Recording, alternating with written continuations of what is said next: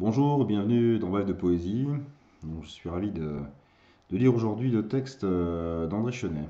Le premier, Histoire de ne pas se taire. J'exerce par la force des choses un métier dangereux, poète. Fille de luxe, de pute, offerte aux passants, lecteurs désabusés.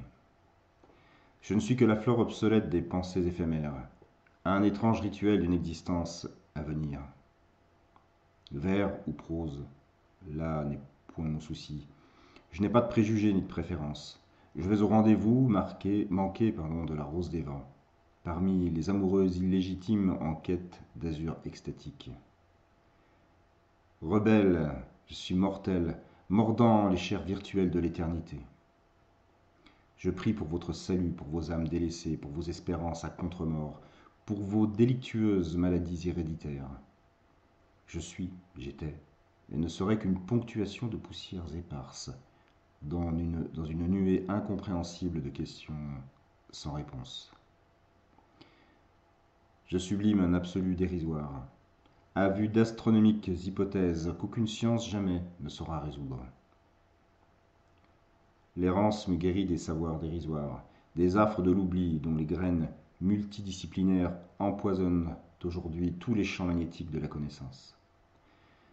Je vous salue sur le seuil du départ, je prie pour vous, comme ces idiots du village de jadis, éclataient d'un grand rire innocent, quand vous auriez voulu les humilier avec vos grands airs de propriétaires terriens, de spécialistes du néant pourvu que celui-ci vous reflète dans les palais de glace de l'ordre implacable des hiérarchies sociales.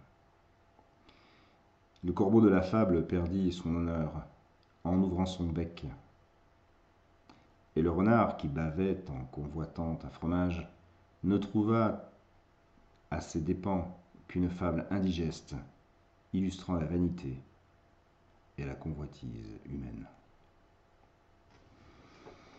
Le second texte, Célébration, avec l'introduction, un extrait de René Char, rejeter l'avenir au large de soi pour le maintien d'une endurance, le déploiement d'une fumée. Lorsque je fus redevenu plus personne, ni ange ni démon, ni homme ni femme, sur ces chemins rêvés de Palestine entre Athènes et Sparte.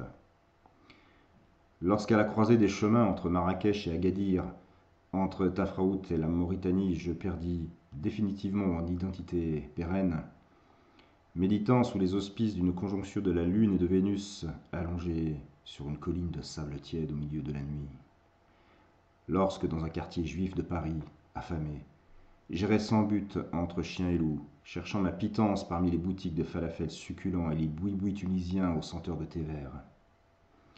Lorsque, dès l'âge de 20 ans, je fus sommé, par la force des choses que nous nommons bon gré malgré nécessité, de choisir entre l'aventure à corps perdu de la vie telle qu'elle s'offre à nous avec ses perspectives infinies et un maigre univers polissé, réglé sur le temps des horloges et des convenances humiliantes.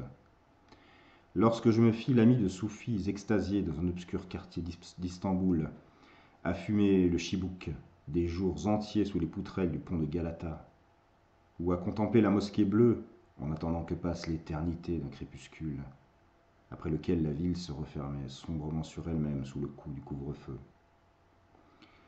Lorsque, sur une place de Saint-Émilion, je chantais en levant ma coupe à la fête des vendanges, dans le cloître d'un vieux monastère en pierre de calcaire rose, avec une fille encore vierge et encore inconsciente des trésors perdus de la jeunesse. Lorsque je me prosternais humblement devant la sérénité d'une petite statue en bois rouge d'un Bouddha en lévitation, au milieu des colonnes d'encens frisolantes, et que je vis à travers lui fleurir le lotus d'or de l'esprit humain.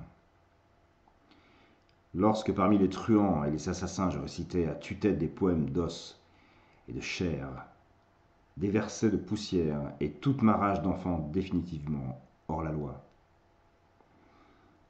Lorsque je fus mis au fer dans un fortin militaire en Bretagne pour avoir refusé de tirer et de marcher au pas. Lorsque je faillis disparaître dans les entrailles d'un antique ferry rafistolé entre Dunkerque et Dover, sous des montagnes de trompes d'eau que chevauchait le cavalier déchaîné de la tempête. Lorsque j'eus traversé l'apocalypse de la disparition de mes bien-aimés, amis et parents, et que je vis le Christ comme un nouveau-né dans les bras veloutés d'une femme africaine.